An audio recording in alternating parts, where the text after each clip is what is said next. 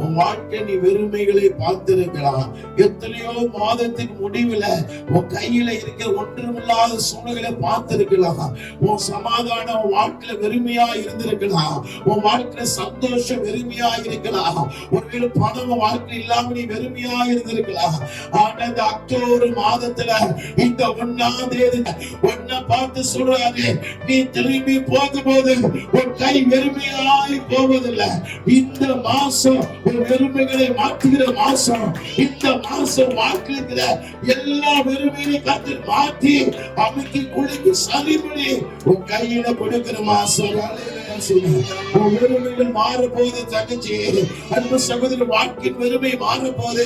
எந்த வெறுமை குறித்து கலங்கி கொண்டிருந்தாயோ, எந்த வெறுமை கூட இயங்கக்கூடாது முடக்கி போட்டதோ, எந்த வெறுமை உன் வாழ்க்கையில சந்தோஷத்தை அனுபவிக்க கூடாது அழுகி கொண்டு வந்ததோ, இந்த மாசம் கர்த்தர் நீ திரும்பி போகும்போது ஒரு தலைமையில வெறுமையாகி போவதில்லை.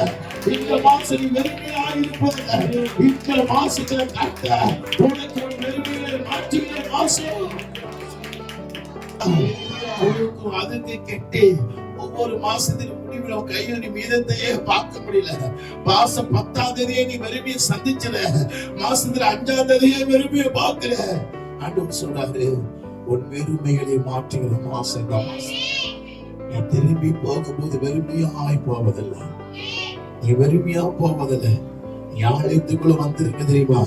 நீ வெறுமையா போவதில்லை. ஆண்டவர் சொல்றாரு, உங்களை வெறுமையாய் போவதில்லை சொல்றாங்க. சொல்லுங்க, ஆபிரகாம் வேலைக்காரியா இருக்கிற மனைவி ஆகாரை திருமணமாகி முதல் மனைவிக்கும் 2வது மனைவியா இருக்கிற பிரச்சனை வரும்போது ஆகாரை ஆபிரகாம் எல்லாவற்றையும் பயன்படுத்திட்டு அவள் வெறுமையாய் அனுப்பப்பட்டாள்.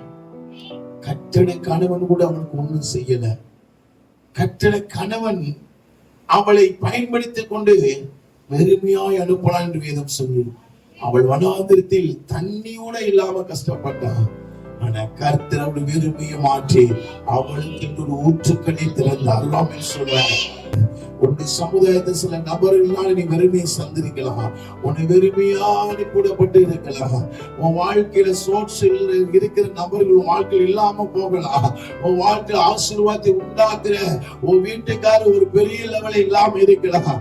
ஆண்டவர் சொல்றாரு, ஆகாரை ஆபிரகாம் வெறுமையா அனுப்புறது போல நான் ஆகாரை வெறுமையா அனுப்புகிற தேவன் அல்ல. ஒருவேளை உலகம் உங்களை வெறுமையா அனுப்பலாம். உங்க பெத்த பிள்ளைகள் உங்களை வெறுமையாய் அனுப்பலாம். ஒருவேளை உங்களை கட்டி கொடுக்கும் போது வாக்குறுதி கொடுத்த தாய் தகப்பனதை மறந்து வெறுமையா உங்களை அனுப்பலாம். ஆண்டவர் சொல்றாரு, இந்த மாசத்துல உங்க வீட்டுக்காரர் நல்லா உழைக்க வேண்டிய வீட்டுக்காரு ஒவ்வொரு மாசத்து குடும்பத்துக்கு செய்ய வேண்டியது செய்யாம இருக்கலாம். அவர் செய்கிறார் இல்லையோ, இந்த மாசத்துல என்ன நம்பி வந்திருக்கிறது இந்த தேவ ஜனத்துடைய கைகளை நான் வெறுமையா அனுப்புவதில்லை நினைச்சிருப்பேன். ஆனா எதையோ ஒன்று சிதைத்து கொண்டு வந்திருக்கலாம். அவனை நம்பி உன் வாழ்க்கையை ஏமாற்றத்தை சந்திருக்கிறான். இந்த இயேசுவை நம்பி ஒரு நாள் நீ ஏமாற்றத்தை சந்திக்க மாட்டேன்.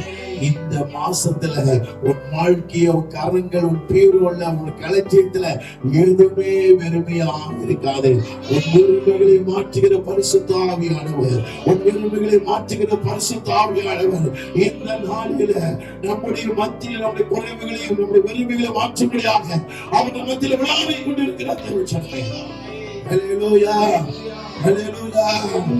ஆகாருடைய வெறுமையை மாற்றி ஒரு புதிய ஊற்றுக்கணி திறந்தது போல அந்த இடத்துல சீக்கிரத்துல அந்த துருவை பார்க்கக்கூடிய ஒரு கண்களை திறந்தது போல உன் வெறுமைகள் மாறுபடி கர்த்தர் கண்களை திறக்கிற மாசம் இந்த மாசம். உன் கண் ஆசீர்வாதத்தை பார்க்கிற மாசம். உன் கண் சமாதானத்தை பார்க்கிற மாசம். உன் கண் பலவிதமான உன் கணக்கில் நிரப்புகிறத பார்க்கிற மாசம் இந்த மாசம். அதாவது வருமானத்தை ஈட்டுகிற மனிதர்கள். ஒரு குடும்பத்துல கணவன் தான் என்ன செய்ய வருமானத்தை ஈட்டுவான். அந்த ஈட்டிய குடும்பத்தை நடத்த வேண்டிய கணவனே சார்வாளுக்கு பயந்து அவளை என்ன செஞ்சிட்டாங்க, அனுப்பிவிடப்பட்டான். வெறுமையா அனுப்பிவிடப்பட்டான். ஆனா கர்த்தர் அவளை வெறுமையா அனுப்பவில்லை. கர்த்தர் அவளை வெறுமையா அனுப்பவில்லை. ஆபிரகாம் வெறுமையா அனுப்புனா, ஆபிரகாம் தேவன் அவளை வெறுமையா அனுப்பல. நான் சொல்றேன், இந்த மாசம் வாழ்க்கை வெறுமையாகவே இருக்காது. எந்த வெறுமையுடைய கலங்கு அடிச்சிச்சோ, எந்த வெறுமையினாலும் கண்ணீர் வடிச்சியோ, எந்த வெறுமையை குறிச்சு நீ அங்கலாய்த்தையோ, எந்த வெறுமை வாழ்க்கையில உன்னை வியாதிக்கு நிலை அழுத்தினதோ, எந்த வெறுமை உன்னை முடக்கி போடுச்சதோ, அதே வெறுமைய இயேசு இந்த மாசத்துல மாத்தி உன் கைகளை ஆண்டவர் சொல்லுது, நீ வெறுமையா கையை பிடிச்சிருக்க, நீ வெறுமையா திரும்பி போவதில்லை.